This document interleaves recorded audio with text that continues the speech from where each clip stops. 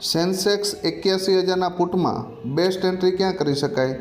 તો આ પ્રીમિયમમાં best entry માટેના બે એરિયા છે. યા તો 255 આવીને સપોર્ટ લેતું દેખાય તો અહીંયાથી એન્ટ્રી કરી શકાય અને 391 સુધી બેસી શકાય.